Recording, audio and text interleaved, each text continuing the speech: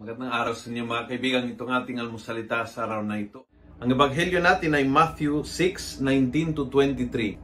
Sabi ni Jesus sa ebanghelyo, "The lamp of the body is the eye. If your eye are sound, your whole body will be full of light. But if your eyes are diseased, your whole body will be full of darkness." Kamusta ang mga mata mo? Ano ang nakikita? Ano ang pinapansin? Ano ang tinitingnan? Dahil parang lampara ito eh. Kung maayos siya, nagbibigay ng liwanag. Yung nakikita mo ay nagbibigay ng liwanag sa buhay mo. Nagbibigay ng lakas, nagbibigay ng pananaw na nakakatulong.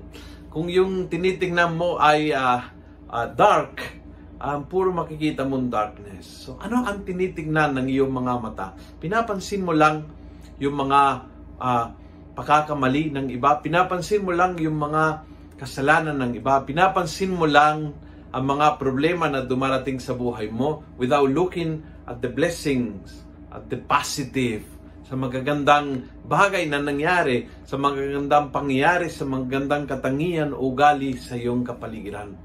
Do you choose to see dark? Do you choose to see always sin and problema, pagkukulang, pagkakamali, napakanega? Sana punta ang iyong mga mata sa dilim o sa liwanag, kasi kung ano ang tinitingnan ng iyong mga mata, yun din ay papasok daw sa kalooban. So magiging lampara ng iyong katawan, buong pagkatao mo ay makakaroon ng liwanag. Kapag marunong kang tumingin sa maliwanag, magiging brownout ang buong katawan at pagkatao mo kung puro nega at dilim ang tinitingnan mo.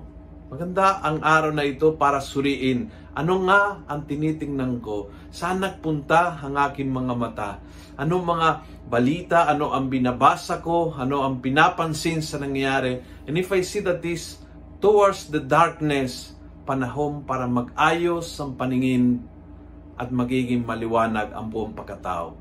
Kung nagustuhan mo ang video ito, pass it on. Punuin natin ang good news sa social media. Gawin natin viral. Araw-araw ang salita ng Diyos. God bless.